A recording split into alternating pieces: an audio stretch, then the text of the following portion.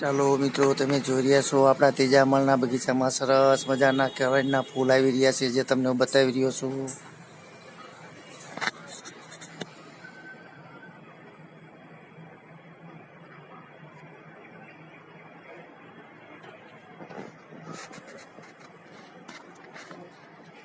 તેમજ મિત્રો સરસ મજાના આપણા આસોપાલવના પર્ણ પણ એટલે કે પાંદ નવી કૂપળો ફૂટી જાય છે અને સરસ મજાનો આપણો આસોપાલવ તૈયાર થઈ રહ્યો છે મિત્રો.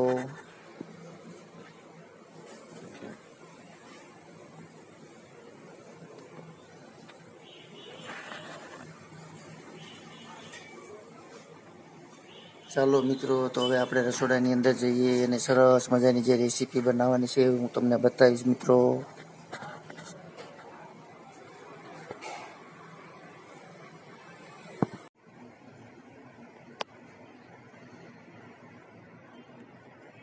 ચાલો મિત્રો, વાનેચા ફેમિલી વોકમાં આપનું હાર્દિક સ્વાગત છે.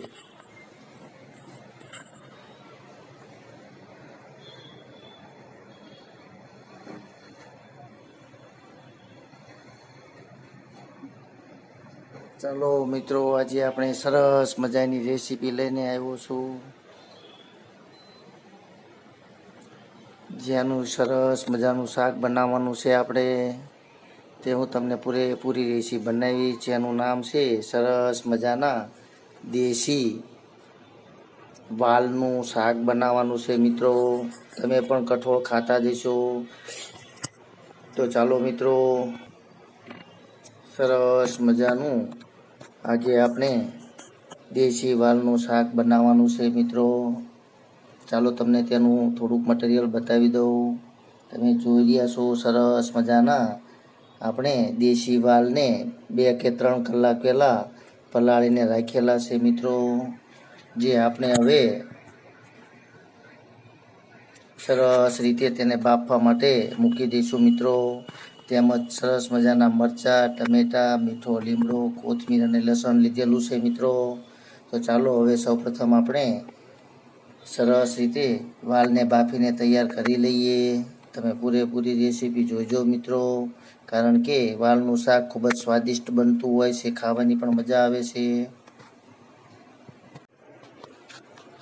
ચાલો મિત્રો, આજે સરસ મજાના આપણે વાલનું શાક જે કરવાનું છે તેનો વઘાર કરી લઈએ. સરસ મજાના આપણા વાલ પણ બફાઈને તૈયાર થઈ ગયા છે. તેમજ લસણીઓ પણ ખાંડીને તૈયાર કરેલો છે. તો ચાલો મિત્રો, સરસ મજાનું તેલ આવી જાય એટલે આપણે વાલનો સરસ રીતે વઘાર કરી લઈએ, કારણ કે વાલનું શાક ખાવાની ખૂબ જ મજા આવતી હોય છે. સૌ પ્રથમ થોડીક રાઈ ઉમેરી દઈએ, થોડુંક આખું જીરું,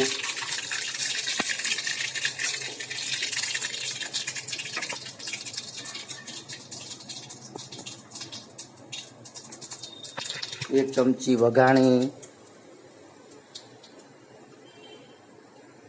ત્યાર પછી આપણે જે લસણ ખાંડીને રાખેલું છે તે પણ થોડુંક ઉમેરી દઈએ. થાળી એટલા માટે રાખી કે આપણને તેની વરાળ ઉડે નહીં મિત્રો.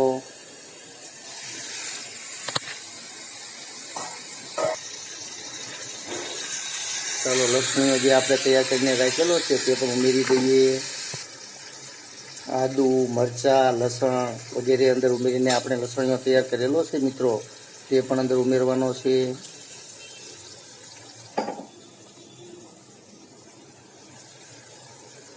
ધીમા તાપે આપણો શેકાઈ જાય મસાલા, ત્યાર પછી જ આપણે ઉમેરશું અંદર વાલ મિત્રો. થોડીક હળદર, થોડુંક સ્વાદ પ્રમાણે મીઠું, ધાણા જીરું,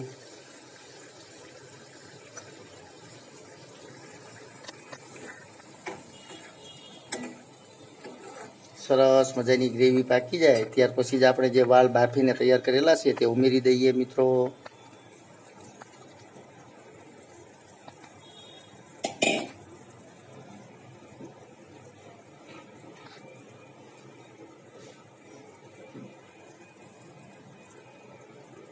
ચાલો, તો હવે તેને 5 કે 7 મિનિટ સુધી પાકવા દઈશું, કારણ કે આપણે પહેલેથી જ વાલ બાફીને તૈયાર કરેલા હતા મિત્રો. ગ્રેવી પણ પાકી ગયેલી છે. તો હવે 5 મિનિટ સુધી પાકવા દઈશું. ત્યાર પછી આપણું શાક તૈયાર થઈ જશે મિત્રો. અને વાલી વાલી કોથમીર ઉમેરશું. ચાલો મિત્રો, આપણું સરસ મજાનું શાક તૈયાર થઈ જાય ત્યાર પછી હું તમને બતાવીશ મિત્રો.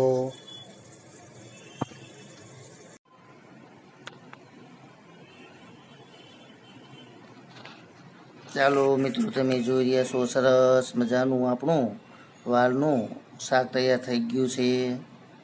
તમે પણ આવું ચોક્કસથી એકવાર વાલનું શાક બનાવજો મિત્રો. કારણ કે રોટી સાથે, ભાખરી સાથે કે બાજરીના રોટલા સાથે અથવા તો ખાલી ભાત સાથે પણ ખાવાની ખૂબ જ મજા આવે છે મિત્રો. અને કઠોળ તો સ્વાદિષ્ટ હોય જ છે, તેમજ ગુણકારી પણ હોય છે મિત્રો. તો ચાલો તમે આવા શાક બનાવીને ચોક્કસથી ખાઈજો. કારણ કે શરીર માટે પણ ખૂબ જ સારા છે મિત્રો. કઠોળ ખાવાના શરીરને ખૂબ જ ફાયદો મળતો હોય છે અને વિટામિન પણ મળતા હોય છે મિત્રો. અને ખાવામાં સ્વાદ તો હોય જ છે. જોતાની સાથે જ મોઢામાં પાણી આવી જાય તેવું સરસ મજાનું આપણું વાલનું શાક તૈયાર થઈ ગયું છે મિત્રો. તો તમને આ મારી રેસીપી જો પસંદ આવી હોય તો ચોક્કસથી મિત્રો લાઈક કરજો, શેર કરજો અને સબસ્ક્રાઈબ કરજો. તેમજ મારા વિડીયોને તમારા મિત્ર મંડળની અંદર શેર કરજો મિત્રો. જય યોગેશ્વર ભગવાન, જય માતાજી.